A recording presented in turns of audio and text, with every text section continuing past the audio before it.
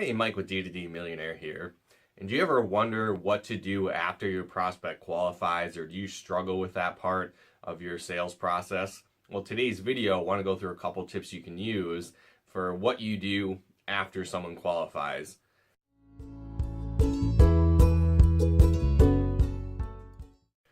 So one thing that a lot of people struggle with is the whole sales process in general.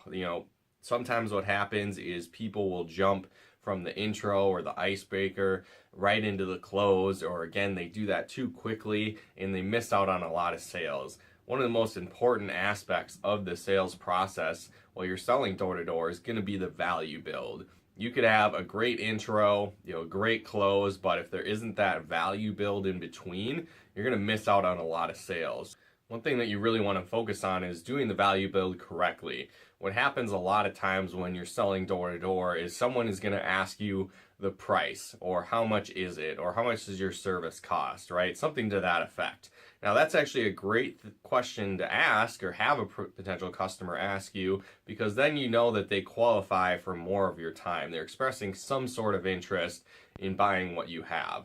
Now at the same time though, you don't want to reveal the price right away. That's where a lot of sales reps get in trouble, is they immediately tell them how much the price is, or maybe in that same type of example, someone said they want to talk to their spouse and like, well, how much is it so I can just tell them? And instead of setting up another time to go through the information or going through the value build first, they reveal the price too early. And again, when that happens, someone's going to base their decision on price alone and without fully understanding the value behind the products, the service, what it is that you promote. So again, make sure that you go icebreaker, value build, and then the close. And again, don't jump too early into how much it costs and explaining that. Make sure that you go through the value build process first.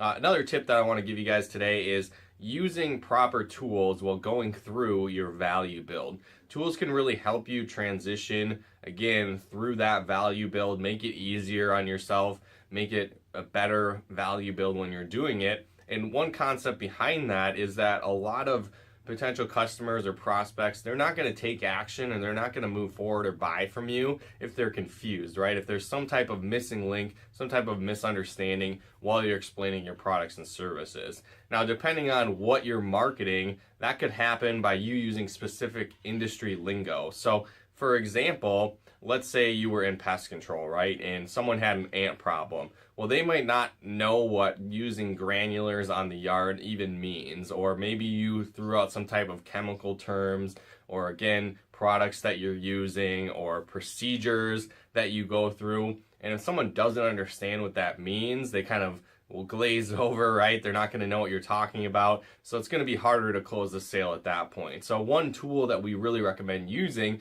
is some sort of visual aid. And again, it's like a picture says 1,000 words, right? So if you can use pictures and visual aids, kind of walk them through the process of what's happening. So again, in that ant example, you would kind of show what granulars are, showing a service tech going through that. So again, they're going to have a better understanding. It's going to make it a lot easier to transition through what you're offering. So if you show them exactly what's going to happen versus just trying to explain it, you're going to get better results and make more sales on that end of things.